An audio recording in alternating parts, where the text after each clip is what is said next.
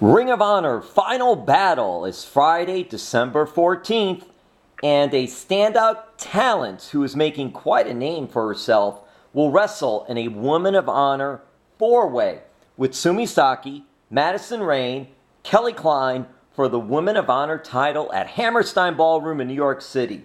She is rising up the ranks, literally and figuratively, from the Indies to the second WWE Mae Young Classic, to Ring of Honor, and to Rise Wrestling Impact Wrestling.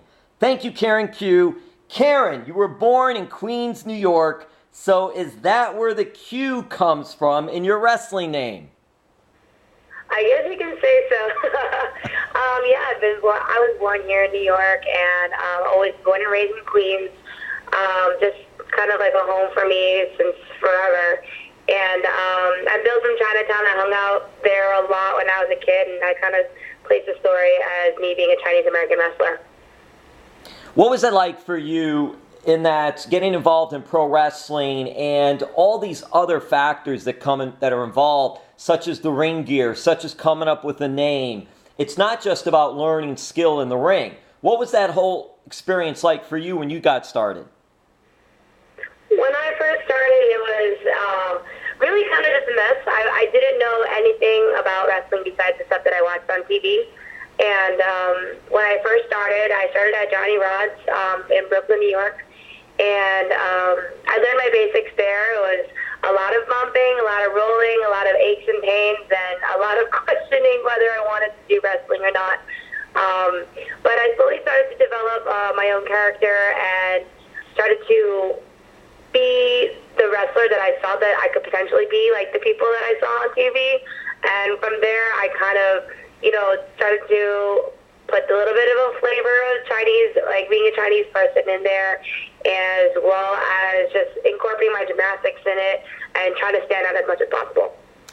Back in the old day, I don't know how much old school wrestling you've been able to watch on social media, on YouTube, all different avenues you could watch it these days.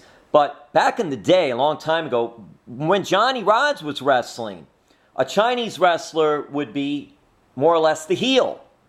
And times have changed. The Russians used to be the heel. So when you were becoming the character and embracing the Chinese roots of your character, Chinese American, did you think that, okay, because of the old school, I'm going to be a heel? Or how did this whole evolve for you, face and heel? When I wrestle in the independent scene, it's really what the crowd feels. If they want to be by my side, and that's great. If they would think that I'm the bad guy, then that's fine too. As far as Ring of Honor, I started off as the baby face, and when I started getting into the storyline with Deonna Purrazzo, I slowly started to turn a little bit more onto the darker side for different reasons of, you could say, jealousy, but I just thought of more competitiveness and seeing that I needed to progress and I needed to be more aggressive. And I don't necessarily think that people see me as a Chinese person, so they'll think that I'm a heel, but more so how my attitude is in the ring and as far as my promos as well. I don't think it correlates where back in the old days being, someone that was a minority was usually the heel, but I personally think nowadays, because I'm not just Chinese, I'm a Chinese American, people can see that, I'm very westernized and I do exactly as people do here. So I think it's more just how people see me as far as how I wrestle and what kind of attitude that I bring in the ring.